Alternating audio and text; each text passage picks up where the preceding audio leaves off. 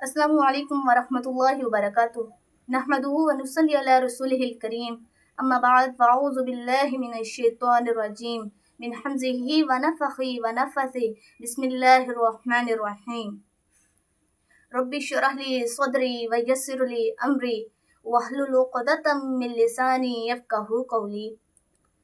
آج ہم انشاءاللہ اللہ رب العزت کی خاص رحمت و توفیق کے ساتھ بیان کریں گے کہ دل سخت کیوں ہو گئے ہیں۔ آج میرا سب مسلمان بہن بھائیوں سے سوال ہے، کیا آپ نے کبھی سوچا ہے کہ ہمارا دل اب پہلے جیسا کیوں نہیں رہا؟ نہ نماز میں خشوع اور خضوع ہے، نہ آنکھوں میں آنسو ہے، نہ موت کا خوف، نہ آخرت کی فکر۔ تو یہ بات جان لے کہ دل صرف خون کو ہی پمپ نہیں کرتا، بلکہ یہ انسان کا ایمان بھی اپنے اندر سنبھالتا ہے۔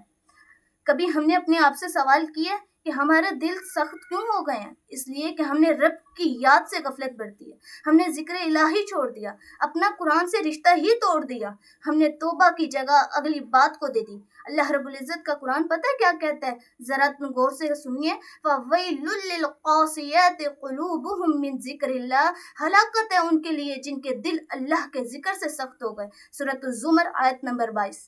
رب کعبہ کی قسم کہ ہمارے دل اتنے سخت ہو چکے ہیں کہ اب اٹھتے ہوئے جنازے بھی ہمارے دل کو بدلتے ہی نہیں ہیں۔ ہم تو رمضان کا مقدس مہینہ بھی ہمارے دل کو نہیں جگاتا، قبرستان کی خاموشی بھی ہمارے دل کو نہیں پگھلاتی۔ تو پھر سوال یہ ہے، کیا ہم زندہ بھی ہیں یا چلتے پھرتے انسان ہیں؟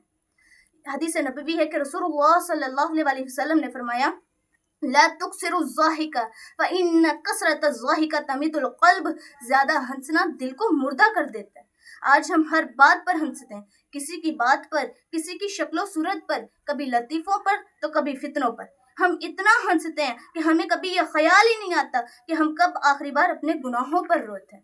دوسری جانب قرآن مجید میں بھی اللہ رب العزت کا فرمان ہے، أَفَمِنْ هَذَا الْحَدِيثِ تَعْجَبُونَ وَتَضْحَكُونَ وَلَا تَبْكُونَ، کیا تم اس کلام پر تعجب کرتے ہو اور تم سنتے ہو روتے نہیں ہو؟ اللہ رب العزت اپنے بندوں کے ساتھ سوالیہ انداز میں گفتگو کر رہے ہیں۔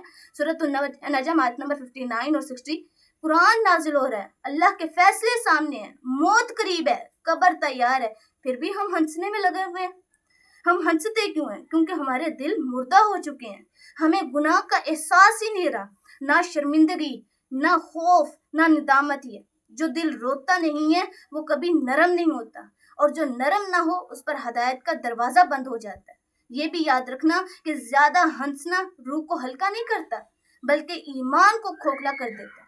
زیادہ ہنسنا دل کو بے حس کر دیتا ہے، اور بے حس دل کبھی رب کی طرف پلٹتا نہیں ہے۔ بہت سے لوگ سوال کریں گے، پھر ہم کیا کریں؟ اب کرنے کا کام جو ہے وہ یہ ہے کہ گناہوں پہ ہنسنا نہیں ہے، بلکہ شرمندہ ہونا ہے۔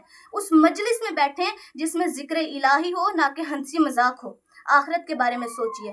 چند سوالات آپ کی خدمت میں بھی گوش گزار کروں گی، اور مقصد صرف یہی ہے کہ دل نرم ہو جائے، زندگی بدل جائے۔ آپ نے تنہائی میں آخری بات کب اللہ کے سامنے رو کر توبہ کی تھی؟ کب دل چاہا تھا کہ دنیا کے سارے معاملات کو چھوڑ کر بس اللہ کے سامنے سجدے میں گر جاؤں؟ کب آخرت کا خوف نیند اڑا کر لے گیا تھا؟ کب کسی یتیم کو دیکھ کر آپ کی روح کانپی تھی؟ کیا کبھی کسی جنازے نے آپ کے دل کو جھنجھوڑا ہے؟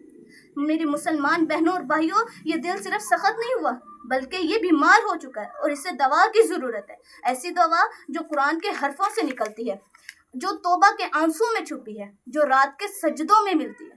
دل کی سختی کو نرم کرنے کا جو علاج ہے وہ صرف یہی ہے کہ تنہائی میں رب کو پکاریں۔ قرآن کو صرف سنیے ہی نہیں، بلکہ اس کو سمجھے بھی۔ اگر گناہ ہو جائے تو اس پر شرمندگی محسوس کریں، موت کو اپنے قریب جانو، اور سب سے بڑھ کر توبہ کی لذت کو پہچانے۔ میری اللہ رب العزت سے دعا ہے کہ اللہ ہمارے سخت دلوں کو نرم بنا دے۔ اللہ ہماری آنکھوں کو وہ آنسو عطا فرمائے جو ہمیں تیری رحمت سے ملا دیں، اور وہ سجدے نصیب فرمائے جو ہمارے دلوں کی زنگ کو دھو ڈالیں۔ سبحانک اللہم و بحمدک، اشہد ان لا الہ الا انت، استغفرک و اتوب الیک۔ والسلام علیکم ورحمۃ اللہ وبرکاتہ۔